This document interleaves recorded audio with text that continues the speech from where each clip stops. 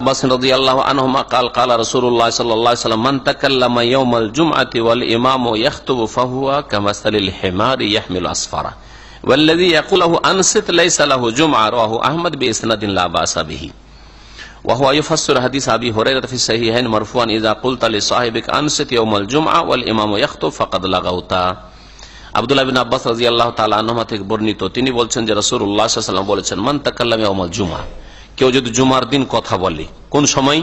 ওয়াল ইমাম খুতবা, ওয়াল ইমাম ইয়াখতুবু, খুতবার সময়, ইমামের খুতবার সময়, ওয়াল ইমাম ইয়াখতুবু, ইমামের খুতবার অবস্থায় কেউ যদি জুমার দিন কথা বলে, আপোষে কথা বলা, যারা উপস্থিত তাদের সাথে কথা বলা, খতিবের সাথে নয়। খতিবের সাথে প্রয়োজনে কথা বলতে পারে, শ্রোতা কথা বলতে পারে, আর খতিবও কোন ব্যক্তির সাথে কথা বলতে পারে, এর প্রমাণ রয়েছে সহিহ হাদিসে। কেউ যদি জুমার দিন খুতবা চলা অবস্থায় কথা বলে, ফাহুয়া কামাসালিল হিমার, নবী সাল্লাল্লাহু আলাইহি ওয়াসাল্লাম বলছেন সে হচ্ছে গাধার মতো। হ্যাঁ, কত নিকৃষ্ট কাজ! তাহলে এর সাথে তুলনা কেন করলেন গাধার সাথে? যাতে করে মানুষের ঘৃণা হয়, আরে আমি গাধার কাজ করছি, আমি গাধার মতো কাজ করছি, যাতে বুঝে কথাটা। ও হচ্ছে হেমারের মতো, গাধার মতো। ইয়াহমেলু আসফারা, কোন দিক থেকে গাধার সাথে সাদৃশ্য রয়েছে, গাধার সাথে তুলনা কোনটাতে করা হয়েছে? গাধা যেমন ঘাস পাত খায় ওইরকম, হ্যাঁ, গাধা যেমন কথা বলতে পারে না ওইরকম না, না না, গাধার পিঠের উপর বোঝা আছে, সে ময়লা আবর্জনার বোঝা আছে, না কোরআনে কারীমের বা কার্টুনের বোঝা আছে, না রসুলের হাদিস শরীফের বোঝা আছে, ইসলামিক বুক, না নাস্তিকদের বুক, কিছু বুঝে না গাধা, তাই না? বোঝা বোঝা বোঝা দিয়ে দিয়েছে, এখন চলতে হবে। ঠিক তেমনি যেই ব্যক্তি জুমার খুতবা চলছে তাকে কিছু শোনা উচিত, উপলব্ধি করা উচিত, উপদেশ নেওয়া উচিত, তা না নিয়ে কথা বলতে থাকলো, সে ওই রকমের নির্বোধ গাধার মতো।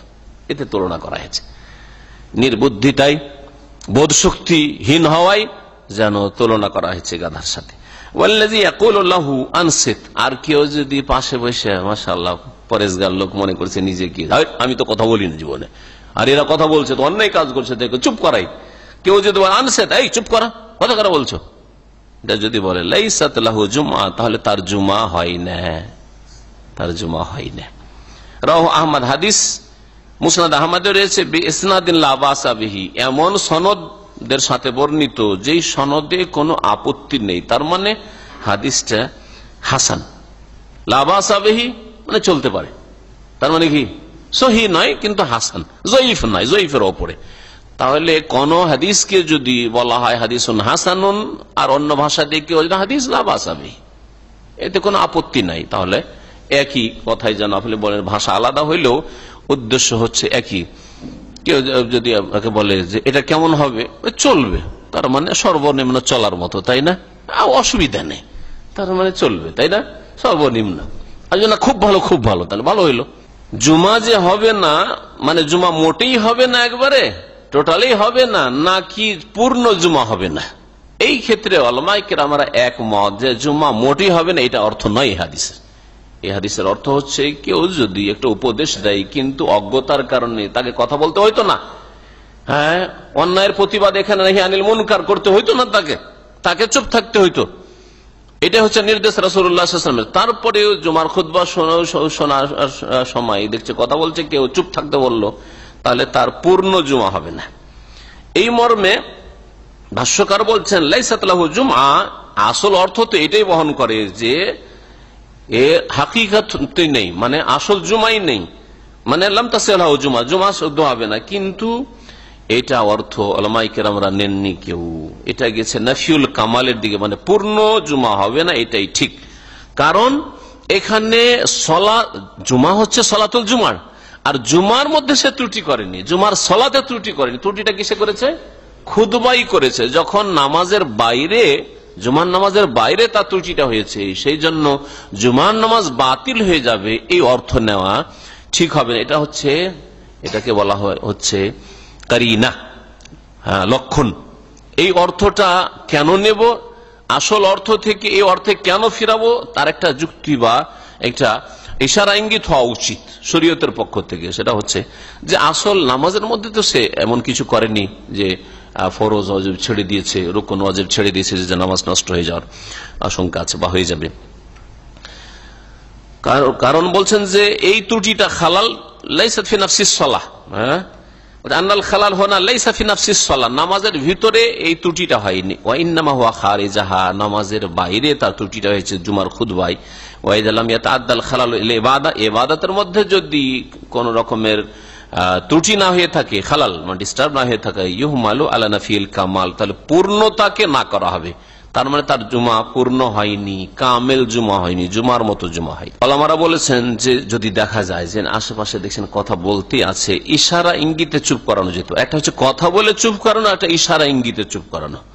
ইশারা ইঙ্গিতে ধরেন একটা লোক ঝিমাচ্ছে, একটা লোক পাশে আপনার ঝিমাচ্ছে, তোমরা এই করছে, তো খুতবাই তো শুনবে না, তা আপনি কিছু করবেন না। যদি বলেন এই ঘুমাচ্ছ কেন, তাহলে নাজায়েজ কাজ করলেন আপনি, হ্যাঁ আপনার জুমা অসম্পূর্ণ হবে। তাহলে কি করবেন, একটু দেন, একটু হ্যাঁ দেন, একটু একটু ঝাঁকানি দেন, বুঝে একটু, হ্যাঁ বা ইশারা করেন একটু, কি করছো তুমি, কথাই না, কাজের মাধ্যমে। বলছেন ইযা কানা লাবুদ্দা মিন তাসকিতিল মুতাকাল্লিম, যদি কোন কথা বলা ব্যক্তিকে চুপ করানো আবশ্যক হয়, যে চুপ করছে না রে, একটা কথা বলি যে চুপ করে গেল, তা চুপ করছে না, কথা বলতে আছে অথবা ঝিমাইতে আছে, ফালিয়াকুন বিল ইশারা, সেটা যেন ইশারা ইঙ্গিতে হয়। ফাহি আখাফু ওয়া আবআদু আনিল ইনশিগাল বিল কালাম ওয়াল মুহাওয়ারা, তাহলে এটা হচ্ছে হালকা কাজ, এটা খুতবার বেশি বিরোধী কাজ করলেন, অমনোযোগী আপনি হলেন না। কিন্তু কথা বললে অমনোযোগী, কথা বললে আপনি কি কথা বলছিল লাইনটা ছুটে গেল, ওখানে কিন্তু কানেকশন আপনার কথার সাথে ছুটে গেল খতিবের। তো যাতে করে আপোষের কথায় মশগুল না হয়ে যান, সেই জন্য ইশারা ইঙ্গিতে যদি সতর্ক করা আবশ্যক মনে করেন তো করতে পারেন। খুতবার অবস্থায় কথা বলা নিষেধ, তাহলে খুতবা যতক্ষণ শুরু হয়নি ততক্ষণ পর্যন্ত এরকম ভালো উপদেশ দেওয়া অথবা অন্যায় কাজে বাধা দেওয়া, কেউ ভুল করছে ভুলে সংশোধন করে দেওয়া জায়েজ না, জায়েজ নাই। তারপরে খুতবা চলা অবস্থায় হাদিসে বলা হয়েছে, তার মানে দুই খুতবার মাঝখানে কেউ যদি কথা বলে নাই প্রয়োজনে, জায়েজ না, জায়েজ নয়, সেটাও জায়েজ। দুই খুতবার মাঝখানে যে বসেছে 10, 20, 30 সেকেন্ড 40 সেকেন্ড যা বসেছে, এতেও বলছেন ফিহে দালিলুন আলা ইবাহাতিল কালাম বাইনাল খুতবাতাইন, দুই খুতবার মাঝখানে যখন খতিব বসেছে ওই সময় কথা বলা জায়েজ রয়েছে। লিআন্নাল মানআ হুয়া হালা খুতবাতিল ইমাম, ইমামের যখন খুতবা চলছে, আলোচনা চলছে, সেই সময় কথা বলা নিষেধ রয়েছে। আরো হাদিসে একটা অংশ বাকি আছে, সেটা দেখা যায় হাদিস আবি হুরায়রা ফিস সাহিহাইন, বলছে এই হাদিসটা মুসনাদ আহমদের হাদিসটা ব্যাখ্যা করে আবু হুরায়রার সেই হাদিসের, যে হাদিসটা সহিহ বুখারী বা মুসলিমে সাহিহাইনে মারফু বর্ণিত রাসূলুল্লাহ সাল্লাল্লাহু আলাইহি ওয়াসাল্লাম থেকে।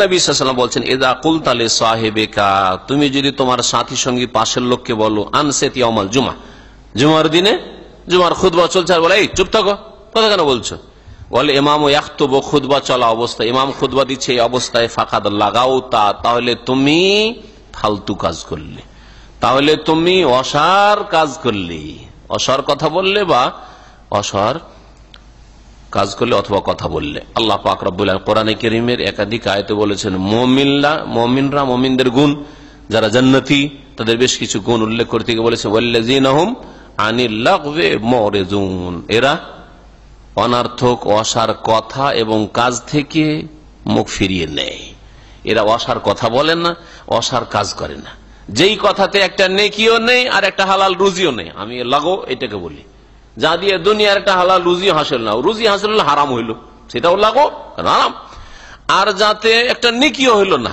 সেটা হচ্ছে অসার। অসার কথা কাজ থেকে মুমিন যথাসাধ্য নিজেকে বাঁচিয়ে রাখেন।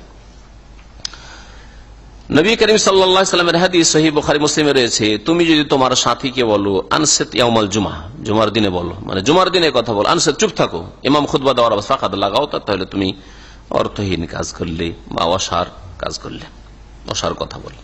আর মুসনাদ আহমদের হাদিসে কি রয়েছে, চুপ থাকতে যদি বলে তাহলে তার জুমা হবে না, মানে জুমা অসম্পূর্ণ হবে। তো অসার কাজ যেহেতু করে ফেলে, যার ফলে জুমা একেবারে বাতিল হবে না, এতে জুমা অসম্পূর্ণ হবে বা জুমার নেকি যে সওয়াব ছিল সেটা কমে যাবে। আল্লাহু আ'লাম।